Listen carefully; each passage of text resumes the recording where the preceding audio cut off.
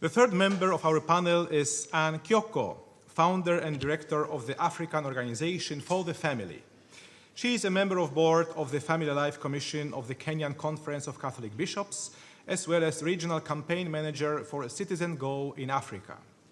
She has degrees in law, communications, and sociology, and has been one of the leaders in Kenya in matters concerning the protection of human life and the family.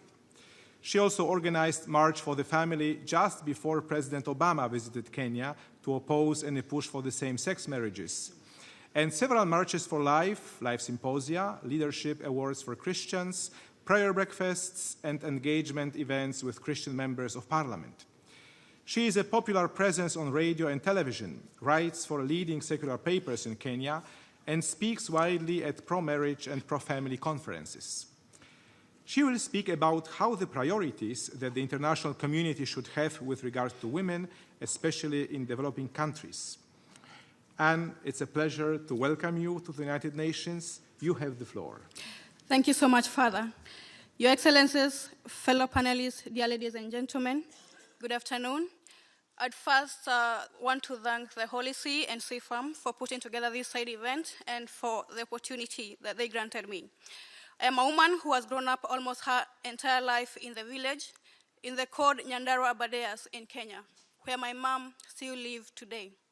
I have grown up fetching water from the borehole, mostly far from my own homestead.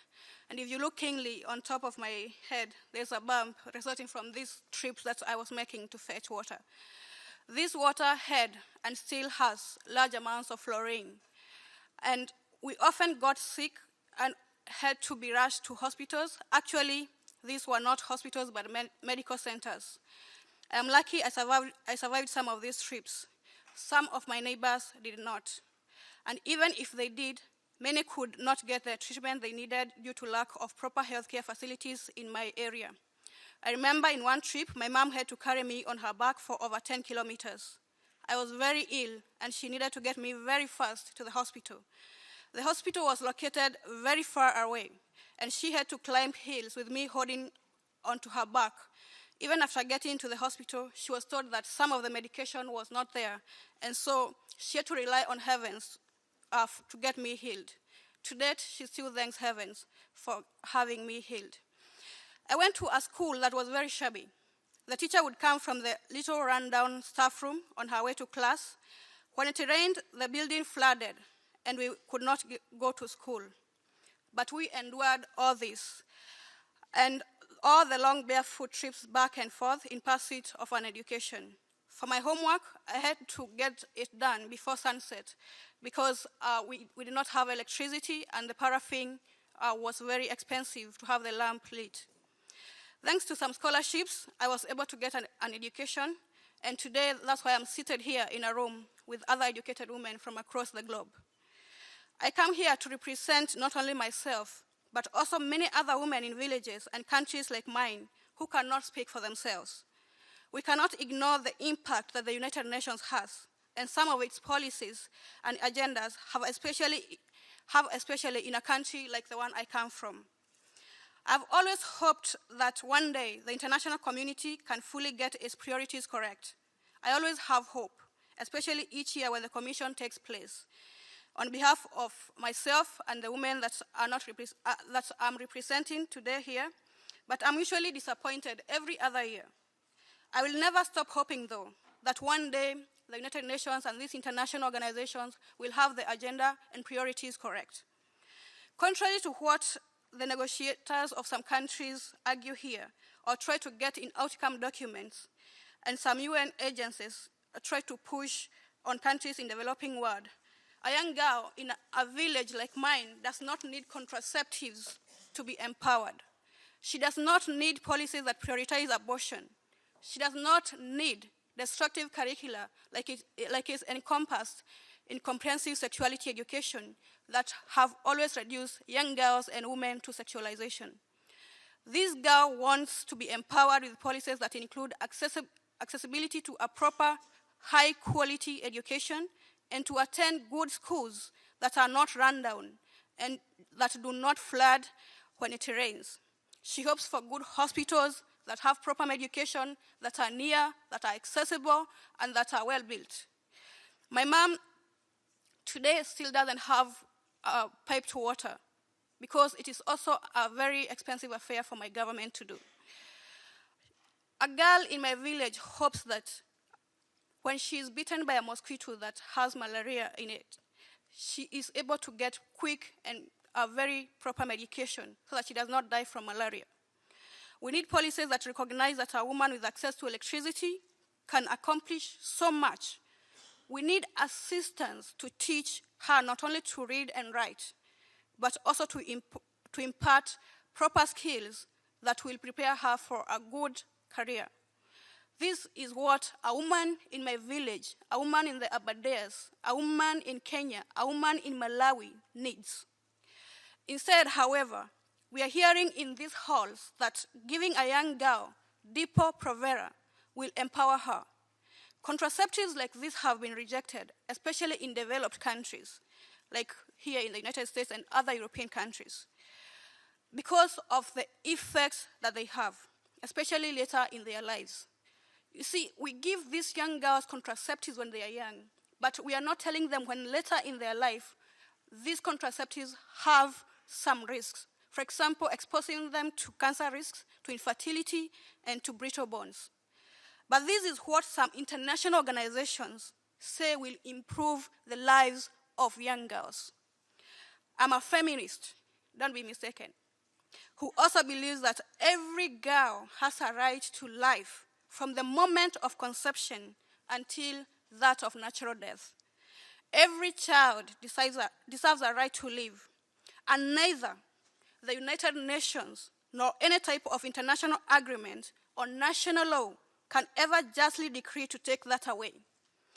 I and the women I represent here, I'm trying to echo here. I want everyone to know that abortion is not and can never be health care. In my country, abortion is illegal, and this is encompassed in the Kenyan Constitution of 2010, Article 26, Part A. And this, it clearly says that life begins at the moment of conception. That is my own constitution. But why must we continue to see United Nations bodies, for example, UNFPA, the WHO, and their partners, which include Marie-Stopes International, IPPF, that is Planned Parenthood, the so-called SRHR Alliance, IPAS, that comes from here in America, and others that tell us that giving a mother the right to take her life of her baby in the womb is essential to her empowerment. Last year in my country, we had to stop Marie-Stopes International from advertising abortions in the streets of Nairobi as if they were advertising candy. Actually, in about 72 hours, 5,000 Kenyans had signed a petition by Citizengo demanding that Marie-Stopes' license be revoked from Kenya. They were also caught administering contraceptives to schoolgirls without the consent of their parents. Marie-Stopes International has been caught not once but many times administering abortions at a small fee actually of 5,000. That is about $50 US. The same organization has partnered with UNFPA, SRHR Alliance, IPAS, and others. Actually, they have formed a coalition in my own country. And this is just what they are doing in every other African country and other countries from the developing world.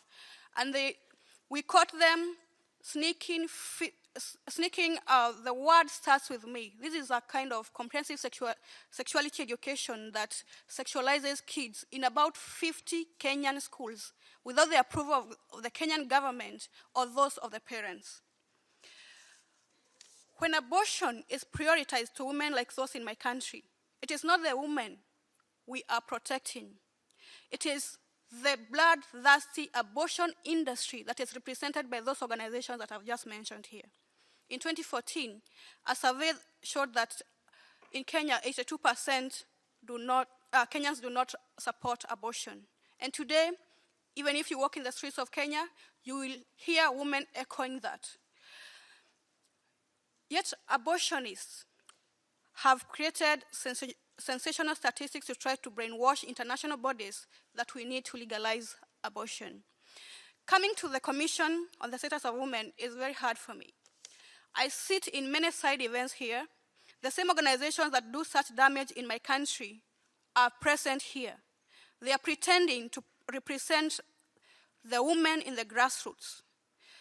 It is time we brought the women from the grassroots to the table. We need to hear from the women themselves, not from these organizations like Maristops.